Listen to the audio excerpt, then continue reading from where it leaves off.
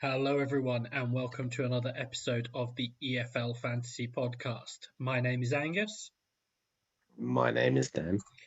and we're here sort of in between, I guess, game week 27 and game week 28. Probably be more of a look ahead than a look back, but to sort of preview, I guess, game week 28, well, double game week 28 and blank game week 29, I think is what people really want to hear about at the moment. So that's what we'll be discussing today. But first things first, Dan, how are you? Not bad. Boot and Drew against Burnley. Obviously a blatant goal. Shouldn't have been ruled out. Um, we won in the FA Cup and now we're allowed our winter break for 10 days or whatever it is. Yeah, it's gone a bit crazy in Gaffr, but yeah, nothing changes. I got another red arrow. How did you do, Angus?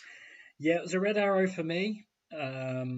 Mixed game week, given that it was a 30 odd place red arrow for getting 102 minus 4, so obviously 98 for the game week, which was, as I say, a 33 place red arrow. Um, it's a bit of a mad one. I had O'Leary in goal for 4. Walker Peters 8. I took a -4 to get Ricardo Pereira and Fabio Carvalho in for Edozie and Spence. So obviously it was always going to be a gain for me unless those players scored minus, with Spence leaving and Edozie being injured. Um, but Pereira got 3, Leaf Davis 10, Mavadidi obviously taken off at half time, a 1 pointer. Dewsbury Hall 11, Carvalho 6, vice captain Somerville for 7, Rutter 14, Armstrong 16. I captained Whitaker for which got me 22. Early on, there was I think the first Leeds goal, the initial notification was that it was a Somerville assist. Turned into a Firpo assist. But so it meant early on I had Captain Whitaker with a goal and Vice Captain Somerville with an assist, and so it suddenly felt like not armbanding Adam Armstrong was actually sort of not that bad, and then it progressively just got worse with Armstrong obviously hauling, Somerville missing the penalty.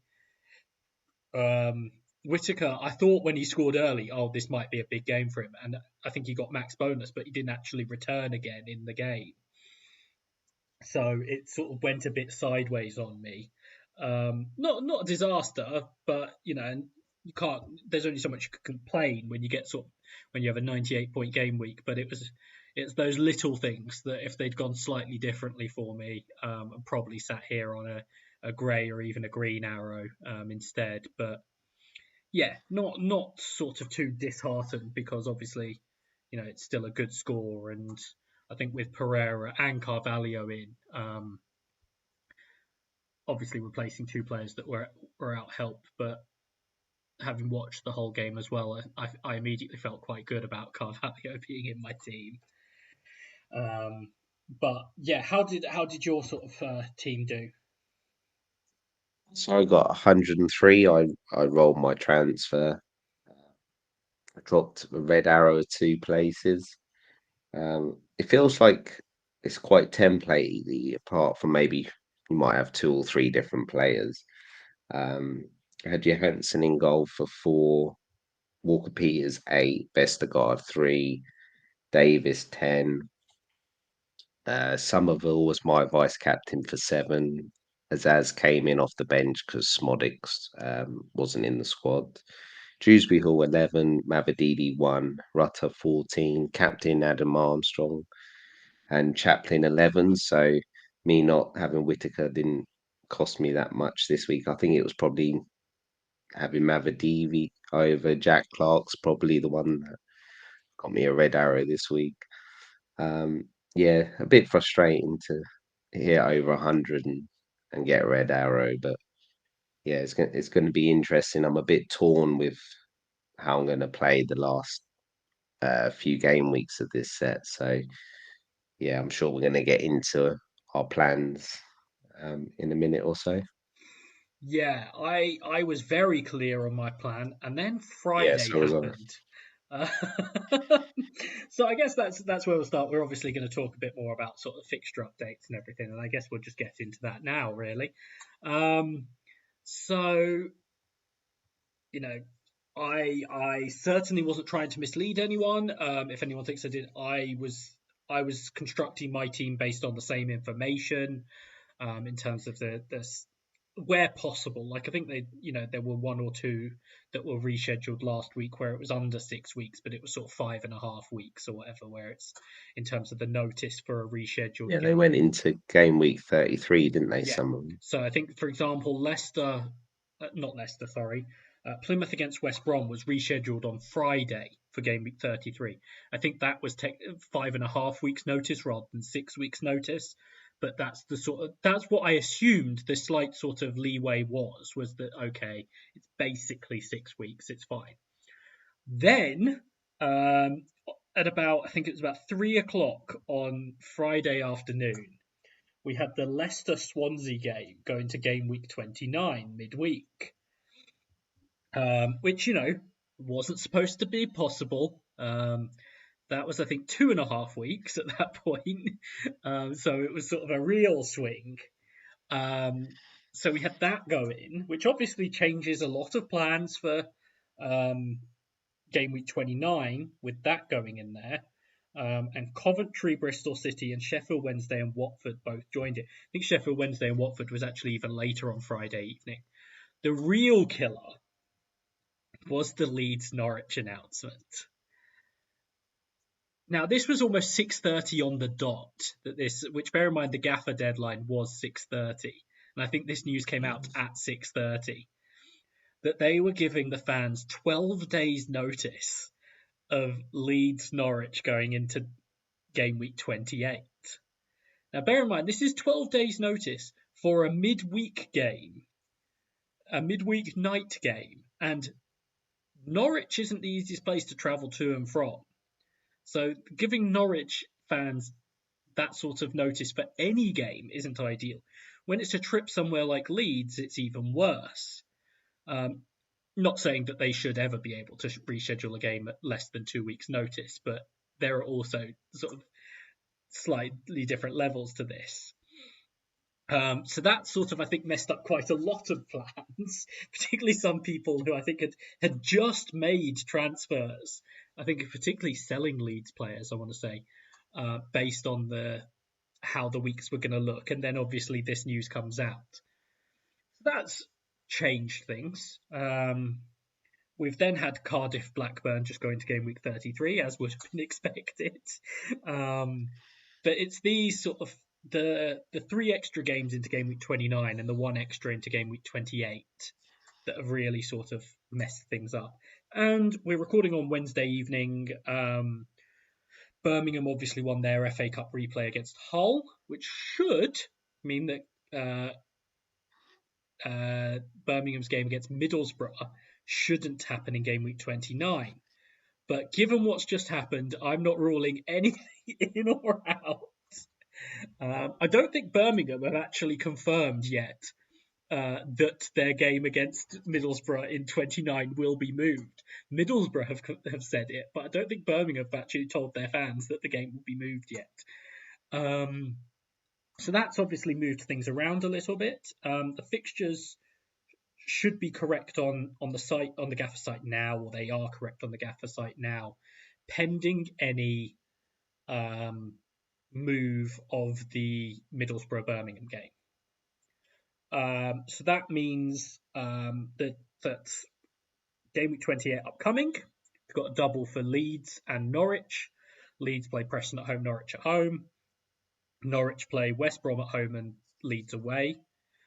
In game week 33, no, sorry, not 33, I'm jumping ahead, 29, we now have likely 6 games, because I think Birmingham Middlesbrough won't go ahead, but I can't say for certain at this point, which means we have Millwall against Preston, Sunderland against Stoke, and QPR against Huddersfield, which were the ones we already knew were going ahead.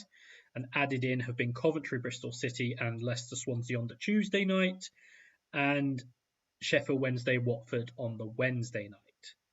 The other games out of game week 29 have all been rescheduled for game week 33. So that's Cardiff, Blackburn, Ipswich, Rotherham, Plymouth, West Brom, and Southampton against Hull. So that's sort of, and then obviously, like I say, Middlesbrough, Birmingham will slot in somewhere. So that's where we've got to. I can honestly say I genuinely did not think, that the EFL would completely abandon a guideline rule. I'm beginning to think it was maybe more a guideline than a rule that they just brought in this season. I didn't think they would abandon it quite so quickly, or quite so spectacularly, but they have, and so that's where it leaves us now with fixtures. I guess the first thing, Dan, is not necessarily what your thinking was, but like what your thoughts are on this now that we've got the picture of what's happening. So the first thing is, I'm pretty happy I was able to roll this game week. I know you weren't in that Yeah. luxury position. I was, as I think you were pretty nailed at just underhauling in the 29. Um, I'm not sure I'm going to do that now. Like, I'm not 100% decided, but for like in 28, because I have two free transfers, and I currently have two leads, I could easily get in like a third Leeds player and Joe and Rowe, plus maybe take a -4 or -8 and start building for 29. I currently have five players in 29, which isn't great, but I'm also at the point of maybe do I play, say, like a midfield dynamos in 28 and then try and get eight or nine players in 29? And because I will have like the key players, I've already got three Leicester. I don't have Jack Clark, but I can get Jack Clark. And maybe go like damage limitation. So, and also I'm not sure if people are still going to underhaul, especially if you've only got one boost left. I've only got one boost. So yeah, I think what I'm going to do over the next couple of evenings, probably tomorrow evening, is try and have a look at maybe an underhaul team in 29, and if I feel like I can sort of get there, maybe eight or nine of that with making transfers, I'm going to probably do midfield dynamos in 28. Where are you landing, Angus? So I've got to the point where I think I've sort of gone back and forth a little bit, but I think I was obviously, as you say, set on underhauling in 29. I've gone all the way around the houses. I've looked at Jeeps Keepers. I've looked at midfield dynamos. I've looked at all sorts. I think I've personally ended up on I'm still going to underhaul, and I've sort of looked at the various different options, and I think it would vary slightly depending on where exactly my team was. If I could get to Jeepers Keepers with just a -4, I might feel slightly differently about that, but it would have to be a -8 for me, which kind of took that off the table for me. I know Jeepers Keepers can go big, particularly in a double. We've talked about Jeepers Keepers in a double for weeks, but I think the fact that it would take a -8 to get to those keepers doesn't quite work for me. Midfield dynamos isn't entirely off the table, but I think particularly where your situation is slightly different in being able to navigate it is, I think you've got a more at least one more reliable player in your team, and you've got the extra free this week as well. Where so I think it then varies slightly. So I think ultimately for me, underhaul is still going to prove to be the best strategy, but I think it will sort of differentiate a lot for people, even in terms of even with us where we have relatively similar teams as well, and we're sort of talking about quite different things. So I think it just shows how it can change. But I think ultimately for me, I've come back around to underhaul, even with the extra games in the game week. I think that that has helped people without boosts. Um, Particularly, obviously, Leicester going into the week. Leicester is the big Yeah. game for people. I think if the other ones had gone in, it wasn't such a problem for those with boost, particularly those still looking to play underhaul, etc. But I think the Leicester game is obviously the big swing there. But I think ultimately for me, that's still what will make sense. I'll probably be debating tomorrow whether it's that or midfield dynamos, but I think just given the slight difference for me, it probably will be underhaul still. Just a couple of things, Angus. With firstly in 28, I like yourself looked at Jeepers Keepers. I could pretty much get it because Yeah, I've got free. The thing I didn't like was you're gonna have to get Meslier if he's back yeah, it's Meslier, yeah, and Gunn. yeah, That's a lot of money. I yeah, don't want to keep that long term as well. So you're going to be probably looking to transfer them out quickly as well, which I'm not a fan of. Um, I'm guessing that's your thinking on that as well. The yeah. price of That it. that's why it took a -8 for me was the amount of money, particularly because I spent most of the money, as in when I was selling Spence and Yeah, Edozie, obviously getting Pereira and Carvalho. I spent most of the money. I didn't have sort of much in the bank, so it it takes a -8 for me, which is the other issue. But yeah, I think it is that. I do think Gunn is an easier hold if you bring him in. I think Melier really would be a sort of in and out for most people. yeah. And also in 29, I'm likely going to play with 8 or 9. Do you think that's fine if you've got Yeah, got the key players? yeah. I Yeah, mean, I know we sort of, on the last pod we were sort of in a slight. Well, it was when we thought there was going to be fewer games in, and we were sort of saying like, yeah, as long as you've got Jack Clark, it's fine. But I think if you've got probably Clark, that Leicester coverage, that sort of thing, it's going to be fine. 8 or 9 players, like you're gonna have most things covered off. I think, if I'm still on sort of like underhaul, might give me the opportunity to take some of these punts. But I think 8 or 9 players in 29 is fine. yeah, yeah, yeah. Um, Definitely. A spanner in the works, or like you say, it might have helped a few people out. yeah, yeah. I think it's definitely swung things back and forth for some people in terms of the way it's sort of swung. I know Luke Irons was sort of fuming when the games went into game week 29, and then was absolutely delighted when the Leeds game went into game week 28, which is when he's planning to play a follow the leader, including Leeds. So It's got 2 boosts, and yeah, that helps. um, so it's that sort of it's affected different people in different ways. Sort of you know the way it affected each of the boost possibilities for me, I was sort of like, okay, this has thrown me completely. um, Yeah. What made me laugh was when obviously all the games are dropping, and I'm not sure I'm going to be playing Underhaul now. And you were like, I can't work this out. That no, you were no, like trying to figure it out. it just blown my mind. It was bad enough, like I say, when it was the sort of Leicester game going into 29 in the afternoon. I think I was literally sat. I'd gone out to have a coffee, um, and it popped up, and I was like, "What? Like, what's going on?"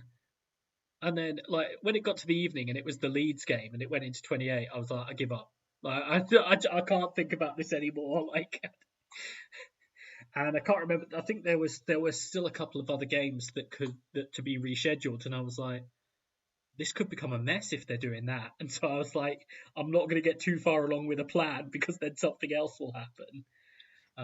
But yeah, it's certainly thrown a couple of spanners in there. Um, I guess it's also worth pointing out, just thinking about this, particularly as we get deeper. I mean, we'll talk about. I know people have asked a lot about, particularly game week 30. I'm not going to go through the various permutations and situations of the Asia Cup and AFCON because while I've watched a lot of AFCON, I haven't really looked at what's been going on in the Asia Cup, so I can't really tell people what's been going on there. Um, but with the sort of, there's been a lot of unpredictability so far in AFCON and some surprising results, some slightly less surprising. Um, I haven't really looked at how that's potentially going to affect the championship players that are away, but I'm sure it will have some sort of effect, and means some players that we might have thought would have been back quicker now might not be. Some players that we thought would be away for longer might now be back sooner. So just to bear that in mind for people when you're thinking about this, just have half a look at what's going on in these tournaments as well. Um, just while we're throwing all sorts of curveballs out there on this, because yeah, it's been I won't say fun, sort of trying to work out what's going on and everything, but it's uh, it's created some new sort of situations for people. Lots of people rethinking strategies. Lots of people ending up back at the same strategy, like me. But um, yeah, it's been interesting. Um, so I guess that you were saying for 28 about bringing in Leeds players or a Leeds player. Are you on So Somerville and Rutter at the moment? yeah, I'm gonna get a third Leeds. I'm not fully decided. Well, I will. If I'm playing, pretty sure I'm playing midfield dynamo, so I'll probably get in Dan James, I'm guessing, and I'll get Rowe. Just to, I think we've seen that he's sort of back in form now, and like he's still so cheap. He's just a really good bench option moving forward. So yeah, and I'll obviously play midfield dynamos with. It's not ideal, but Dewsbury Hall against and Mavadidi against Ipswich. So I'm hoping we're gonna have one of those crazy Ipswich games. Yeah. Well, I mean, it depends if because I mean Leicester looked like they were going to be all right at the weekend, and I guess Abdul Fatawu being suspended means he can't do something ridiculous. Uh, Yeah, uh, I have to say I was actually working at the weekend and that was on a screen over my shoulder, but there was only so much I could watch it. I was watching the highlights back, and I was on that particular one because I know people have been talking about whether it was a red card or not. I think when you see it, when you get the TV angle to see that it wasn't studs up and everything, you think it's a bit harsh. Although I also think it's an absolutely stupid challenge that he's absolutely flown into. So I think there's I think grounds that's just on why, like isn't it? the recklessness to send him off. But also, if you look at it from the angle the referee sees it from, it looks like he's flown in like studs up and almost chopped him in half or whatever. So it's like, Yeah, I don't have a problem with it from the like when I first initially saw it because like it's quite the camera angle's quite far away, and I yeah, thought, oh, that's a red. So I can see why the yeah. ref gave it. Like it's not one of the a terrible decision. I'm not sure it was a penalty though, but I'm happy with the Dewsbury all points. Yeah, I mean, I think it probably was just because of how high the studs contact was on the follow through, um, where it gets into that sort of dangerous play. But it's unfortunate. I think it's. I would say it's probably a penalty, but I think the defender's very unlucky because it's almost the way his foot's like bounced up. But it's you know I'm certainly not getting into the territory where we're arguing over whether there should be some sort of video referee in the championship. So, Oh, trust me, you don't want that. so, Keep it so, out of the championship. so we'll leave it at that. I think. It's soon it's going to be a selling point for the championship, I think. Yeah, but so I think that for 28, I've sort of been debating it. And I think even if I don't play midfield dynamos, I think the most likely thing for me is still to buy Dan James and Rowe. Yeah, I'm debating a plan that includes what instead of Dan James would be buying Junior Firpo. But for those people who were sort of talking about or thinking about how much I disliked Luke Ayling, I have had very strong dislike for Junior Firpo, and I think he's more found his level in the championship, and I think he might actually be decent at this level. But I don't think I'll be going with him because, particularly if I bought him and it didn't go well, I'd be so annoyed at myself because I don't like him. So it'd probably be Dan James and John Rowan for me. That would be another -4, but I think with it being a double for both of those players, it makes it more worthwhile. The other thing that leads me then towards underhauling in 29 is to do that, I would have to sell Mavadidi, who is one of my players, obviously in game week 29, which is where the Firpo sort of backup plan comes from. Is just making sure I'm certain about what I'm doing there.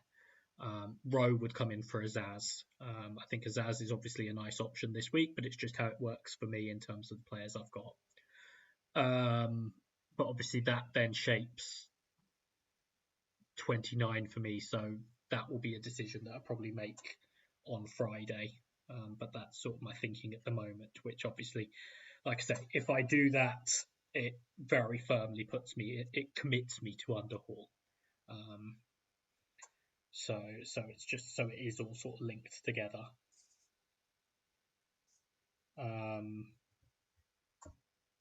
But yeah, and then obviously 29 will pod before, because I think there'll be lots of, well, I'm sure there's some questions this week, but there will be questions, I'm sure, about various sort of players and teams, and there'll probably be injuries that crop up that change things again. Yeah. But yeah, and then obviously we'll then have game week 30 afterwards. We won't have to worry about the 33 fixtures for a little while, so we obviously won't be talking about those doubles, but I think it sets up for an interesting couple of game weeks with the double followed by the blank. Yeah. But yeah, so I think, we're not sort of going to do the key points again, in part because of the short turnaround of the podcast in terms of when we've ended up recording it. It's partially when we could record. It was partially then recording once we knew the Hull Birmingham result. I think a small part of me was hoping we might then get a fixture announcement for Borough Birmingham, but clearly not. But yeah, so we'll just get into the questions. I think this will obviously shape a lot of what people want to know about. I'm expecting there'll be, a couple of themes running through them. Yeah. So, first one is from Chris Hermitage. He said he's targeting 30 for Budget Buster. Which players do you feel are needed or should target for that week? And how many hits are reasonable when playing that boost? Cheers. Let's start with the second question because that's easier. The hits for a Budget Buster. I think I'd go -12 for a budget bust. Yeah, I think so. I think you're talking -12-ish. I think anything up to -12 the week of is fine. I think before that you don't really want to be combining that with anything more than a -4. But say if it was like, whether it's a -8 and then a -8 or a -4 and then a -12, I think that's the most I would want to have going into a budget buster. Ideally less than that, but I think that's sort of the most I would want to be playing. So budget buster players in 30. I've written a few down, but You better go because I've written nothing down, Angus. You better go for 'em. I knew that otherwise it would be sort of this. I'd be sort of trying to pick players out, and so I was like, because I know Chris is a pessimistic QPR fan, I've written down that I'm not sure how much Blackburn there is that you can get. But I think someone like Moran could be an option, because obviously I know, like I say, you'd be looking at Blackburn as a point of interest. Someone like Moran could be an option in there. It's a shame, I guess, that they don't really have a striker, because you're not going to look at any of those striking options and be like, oh yeah, I want to get that person in. So, and there's not really anything defensively for them either. Depending on their particular situation at that moment, maybe Carter, but it really does depend how they're shaping up at that moment. Ranking Costello's on his way back. I know he's got more minutes today for the under-21s, so it might sort of mean that Carter isn't an option, but I'd keep an eye on that one. There's a few teams that jump out though, with potential options. So particularly jumped out actually watching the highlights as well. I've written down Josh Koroma and Sorba Thomas. They're at home against Sheffield Wednesday. I know we've spoken positively about Sheffield Wednesday, particularly defensively under Danny Roll, but I think Thomas and Koroma are both playing well at the moment, and so I think they're both options. The wild card, which you should know by then, is I think that's the expected return date for Jaden Philogene. Um, so particularly if you're making transfers that week, it could be one, depending on what exactly the situation is with him. But that I know that is currently the intended return date for him. So that's obviously one to throw in. Ipswich, they're playing Preston. It is away, but so I think you've got maybe someone like Wolfenden defensively, maybe one of the centre mids. I know there was a lot of people impressed with Travis at the weekend, but obviously then you've got Chaplin and Broadhead in particular, who are still budget buster eligible. That would be the big ones there. Finn Azaz, Middlesbrough at home against Sunderland. It's not the easiest game, but it's another potential option there. And then you've got Plymouth are away against Swansea. Whitaker, obviously. And I think they are adding a little bit at the moment. So, for example, if they sort of play and someone like Alfie Devine, who's joined from Spurs, looks good, maybe he's an option for you, that sort of thing. I think there were a lot of positive comments about Ashley Phillips in his debut, so maybe you chuck someone like him in. And maybe someone from Sheffield Wednesday, like if Fumeo was back in the team. It's the same sort of players we're really talking about, I think, is the big thing with this. I'm not sure whether Chris would go with QPR players on his budget buster. If you're willing to, then obviously someone like Lyndon Dykes. We've spoken before about Blackburn not necessarily being the most solid team defensively. So someone like that could be an option. But I don't know if there's anyone that just sort of even looking through the teams jumps out to you, Dan. Probably keep an eye on Swansea with their new manager. He's known to be quite attacking, and they have Plymouth I think it's Plymouth at home. So It is. maybe a Jamal Lowe up front, or yeah, Maybe trying to think Tierney, defend. depending on how they're Yeah, lining up. yeah. So I'd keep an eye on Swansea. I think they've been off the radar for so long that you might get a good little punt there, I think. Yeah, and the other one that I'm just going to double check quickly while I'm talking is Ryan Andrews at Watford, still 4.9. So that's the other one to sort of throw in.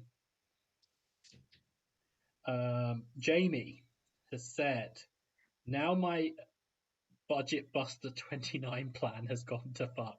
I have to say, I think it was Gary Wolf who had originally come up with the idea, and I was so jealous of it, of budget buster in 29. And then Jamie had sort of been suckered into it, and now obviously it's gone by the wayside. He said he's likely to play Budget Buster in 30. I've still got one other boost left though. What are your thoughts on overhauling this week with triple Leeds and Norwich? Yes, triple Norwich. Key game week 29 players and Budget Buster 30 players. So Dan, I'll ask you first for your thoughts on this. Yeah, I don't think it's terrible. No, I don't hate it because I do think there's something about, particularly the overhauling to set up for it. Jamie is in the very rare position at this point that he still has 3 boosts left. No, he has 2 now. He played, I think, Too. follow the leader, but he's still got. So he's obviously got the overhaul there, which I think, yeah. And then you've got your Norwich players where it's like you can just move them straight on, or you can get in players that are going to work for Budget Buster in 30. So, like, for example, Rowe. Um, Ashley Barnes, is he? yes, Ashley Barnes is eligible. Mm. Um, but there's two or three players there where you could sort of go, actually, I'm going to sort of hold them. I'm going to get them in for 28 double and budget buster 30. So they work in that regard. You've obviously got your triple leads. They might be one that you move on in 29 if you're playing budget buster in 30, where it's like, okay, I'm going to move them to like a Leicester or whatever, or you just include the Leicester in your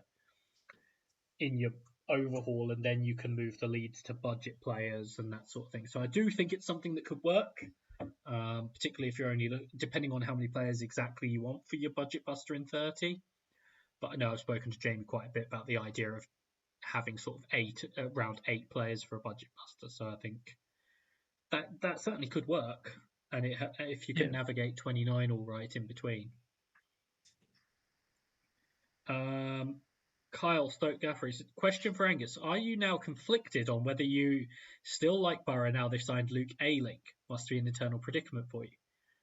No, I still like Borough.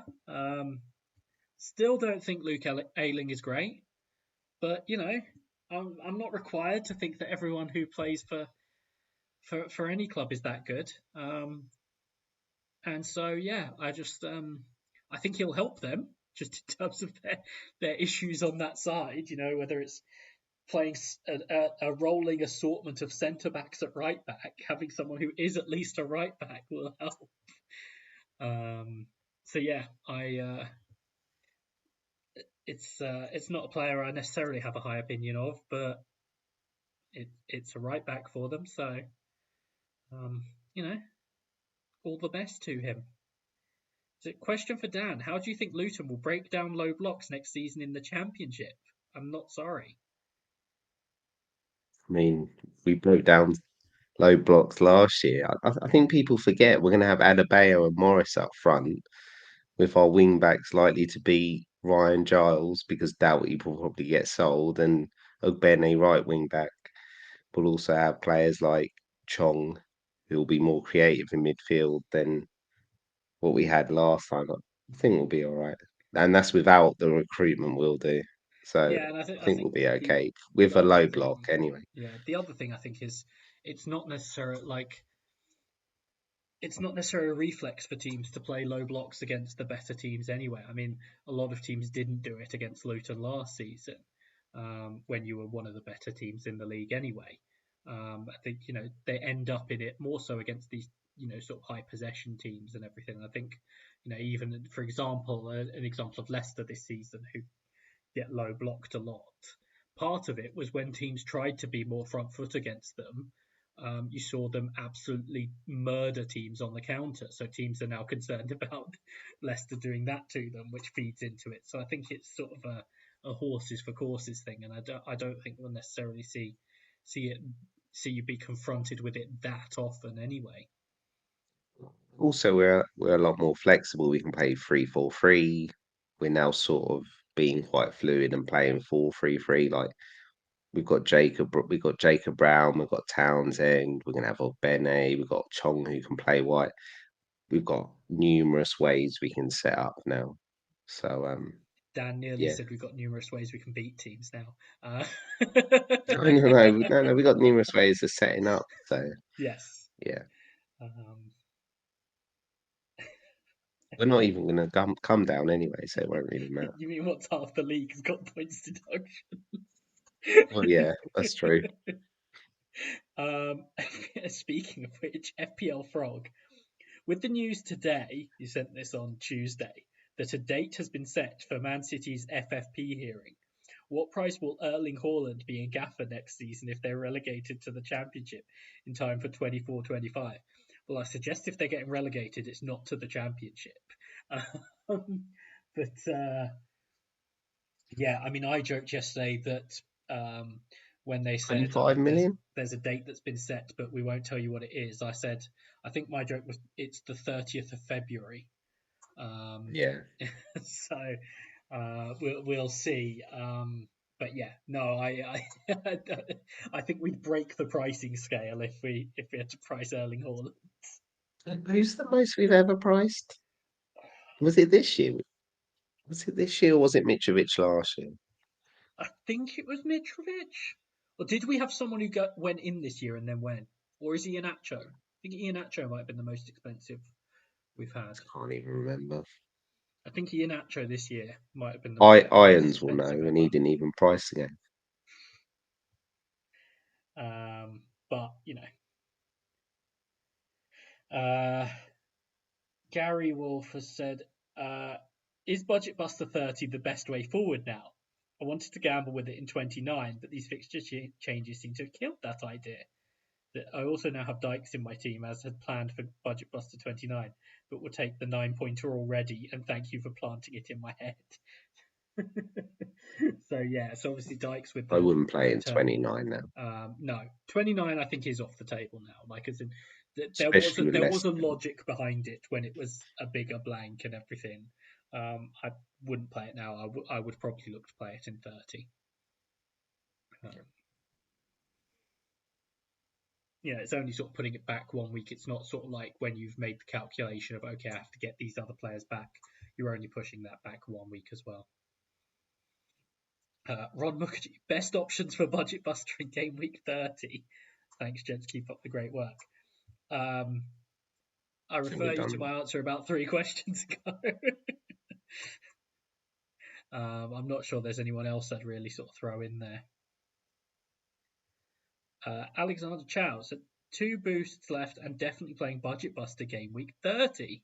I have Dan James and Somerville in place for this double, but only have one blank game week 29 player.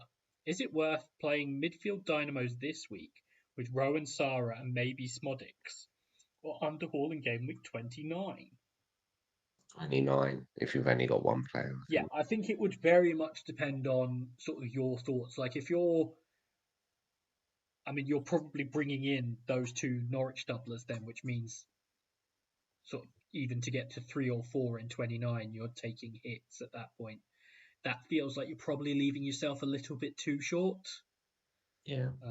So, whether you go with one less doubler this week for midfield dynamos and have one extra player for 29, maybe at a push you can do that, but it sounds like you're in a situation where Underhaul 29 is probably going to be the better play. Oh, yeah. I think especially if you only have one. Yeah, Like I'm on 5, and I'm like I can get to 8, yeah, 9. One, that's a long way away. When you can just use a boost and then have unlimited, it yeah, it feels like a no-brainer at that point. yeah, definitely. That being said, I still don't think necessarily looking to maximize your budget players is a bad play this week, even if you don't. Like, even if it's like adding Rowan Sarah, for example, I don't think that's bad, even if you don't play midfield dynamos. Yeah, Shidababy has asked best Leeds defender for 1 week, thinking Firpo at the moment. it is, isn't it? Yeah. Um, it's sort of, I think a lot of people, I don't think we've necessarily talked about it yet. I assume it might be in one of the questions. I think a lot of people will be sort of trying to work out the situation with Leeds options this week. I think the quote unquote best 4 options, or the standard 4 options, will be 3 of Firpo, James, Somerville, Rutter. I think if you want to then be a bit safer, like if you really just want someone who's going to play twice and whatever, you've got Ampadu and Roden, because someone like Archie Gray or Glenn Kamara doesn't do anything for you. I think those are the 2. If you're playing Jeepers Keepers, you've got Melier. And if you're feeling a bit spicier, then Patrick Bamford. Has he played both games? I They don't they know. still have they still have Piero, don't they? Yes, although if Bamford keeps scoring, he'll stay in that team. And at the moment, Bamford keeps scoring. Um, but that's why I say if you're feeling a bit spicier, it's the one to go for. He's the upside play, I think overall Bamford. Um, but I think particularly if it's just a defender, then I think it's probably I just Firpo. think Leeds fans have seen Bamford enough. Oh I'm yeah. not sure they would see that as an upside play. Well, he's a man in form. Who knows? He might get penalties back after Somerville missed the weekend. Oh no. I have no I'm trying to idea who think would. who. If Somerville doesn't take before someone asks, I have no idea who would be next up. Surely he just gets another one, right? I would assume so. Like it wasn't sort of a disaster. It hit the post. Like obviously he's technically missed the target, but it wasn't like miles away. After that, I don't know if it would be like Rutter or Dan James or like Ampadu or something. I don't know. Yeah. It'll Uh, be Piero if he's on the pitch. yeah. But yes, in answer to the question, I think it probably is Firpo as the best defensive pick now, particularly if it's just for the 1 week. Because I know they've been looking around at a couple of players potentially in that position, but I think if it's just for 1 week, then yeah, it's him. Neil Thompson, Dykes or Mai for Budget Buster in 28 and Best Budget Defender in 28. Thanks. 28. QPR at home against Millwall. Stoke are at home against Birmingham. I'm forgetting. Did my even start at the weekend? Campbell's back now, isn't Yeah, Ryan Mai did start, but Tyrese Campbell came on for him. he? Campbell played midweek as well, didn't he? I think I for think under so. 21s. I don't know why I'm pretending. I'm going to say Lyndon Dykes anyway, aren't I? Like, You beat Lyndon Dykes against Haaland, and Angus would still pick Lyndon Dykes. no. Haaland, I think about it. Like, as in, Yeah. I'd say Haaland, but I'd pause I'd, for a I'd thought. say Haaland, but I'd pause for longer than anyone should.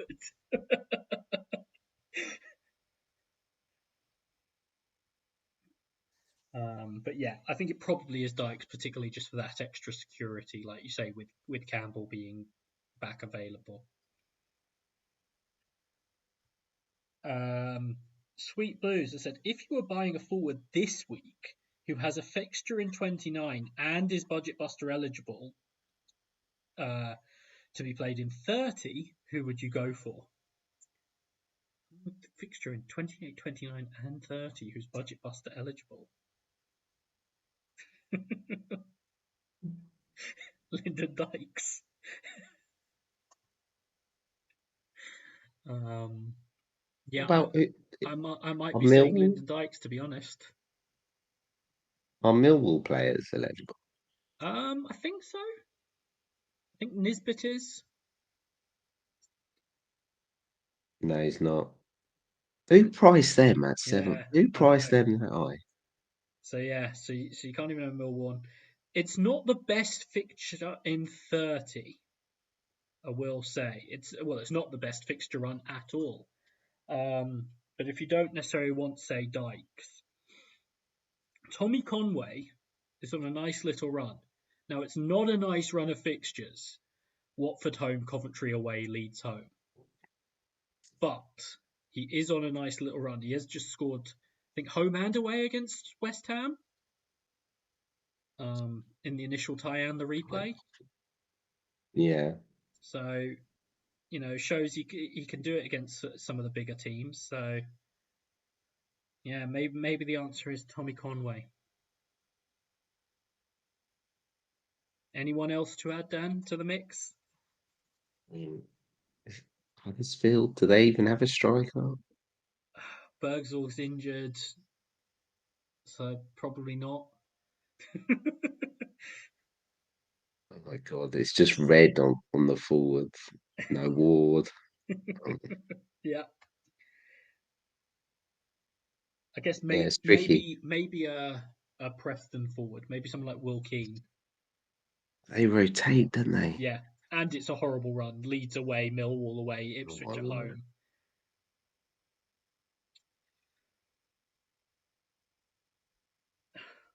If you can stomach them having two terrible games, I think your suggestion about a Swansea forward,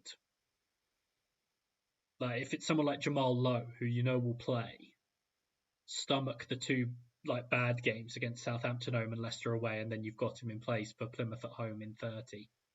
I also think their manager is just going to be attacking. Yeah, so you might get something like as in, um, Yeah. but yeah, so it's I think ultimately we've come down to Dykes, Conway, or Lowe. Not the worst set. When it could have been much worse. Um, Carsten Stoneman said Jeepers Keepers with Gunn and Melier 28 or Budget Buster with 7 to 8 players in game week 30. Really enjoy your great podcast. Well, thank you.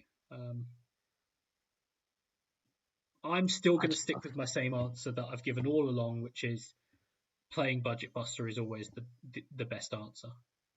Yeah, like we said, we played it earlier. We basically only had 7 or 8 good players, and we got a lot. So yeah, it's definitely budget buster in 30 for me. Yeah, I would say so. I think if you really wanted one of those keepers for 28, then go for it. But I think it just creates more issues for you as well. So it's also reducing the gain because you're booking yourself in at least one transfer. Do you know what annoyed me? I thought I was getting ahead of the game. I'll bring in Johansson just before it rolled over to the second boost, and he's by far the best keeper to have on a double or even a single, and it's just not optimal to play it. No, their pitch has held up the whole time. There's been no sort of you know waterlogged pitches or frozen pitches or anything. Sort of, we were there like, oh yeah, maybe. Nope. It's because they haven't played Cardiff yet. And the last question is from James, who said best budget buster options for game week 30 that also play in 29. You've covered the best options previously, but the fixture landscape has since changed. Don't know if we did um, budget buster players that in 30 that also play in 29. Well, I think it's not necessarily ideal, but something like Bristol City, O'Leary, Conway, Huddersfield, the Sorba Thomas, Josh Karoma. Or Hmm? nice couple, but they might not play in 29. Yeah, So I avoid would that one possibly actually. say Birmingham options and Middlesbrough options, but we don't know where their Yeah, 29 fixture is going yet. Um, there's yeah, no one QPR, more. Dykes. I think Armstrong is also interesting. Sinclair Armstrong. Not Although I think convinced he's he one of stays those in. that would frustrate as well, where I think there's I'm not there's sure he clearly stays in the something side. about him, but I'm not sure there's enough end product. Maybe a defender from them, for example, though. Same for Sheffield Wednesday. Um, Stoke, perhaps, Watford. although I'm not sure how much there may be someone like. Um, I mean, we've just seen Baker score an outstanding free kick. Um, so maybe it's someone Will like he that. be on pens? He's I think so. he's very good, isn't he, on Yeah. pens? So, it could be someone like that. I know the fixtures aren't the best those 2 weeks. Sunderland away, Leicester at home. But, and yeah, and then Andrews potentially from Watford, obviously. Yeah. But yeah, so that's all the questions. I sense that people are very much looking at Budget Buster in 30. Um, so yeah, so we've got that. Um, we will be recording this weekend. There's no reason. Yeah. Or Don't are we see going to why we wait till wouldn't. after the Leeds Norwich game? I'm not sure. We'll work that out. And we'll let you guys know whether we're recording at the weekend or after the Leeds Norwich game. I don't think it's even televised, so it would only be from a scores point of view, but there might be team news from that as well, so we'll see. Um, Actually, it might be worth waiting because I think if Borough make the Carling Cup final, that does actually make a difference fixture-wise. Yeah, we'll lose a fixture, won't we? Yeah, so it might be that we wait until after that, but we'll let you guys know. Um, enjoy the first. Is it the first double of the season? I think it might be. It feels like it's the first double of the season. We might have had one before that I'm forgetting about, but it feels like it's the Did we first double of the season. game cancelled this year? I don't think so. I don't know. I've I lost it. think I think I'm getting confused because obviously Luton have had games cancelled and things like that. there's been games cancelled all over the place, which sort of makes it then when you're trying to isolate it backwards. But I don't. I think it's the first double of the season. Well, enjoy it either way. I think it's the first double of the season, but enjoy it either way. Um, team news will be out as normal on Friday. Hopefully, nothing crops up from that. I know, for example, Norwich were playing this evening, but and yeah, we'll speak to you next time. Thank you for listening and goodbye. Bye.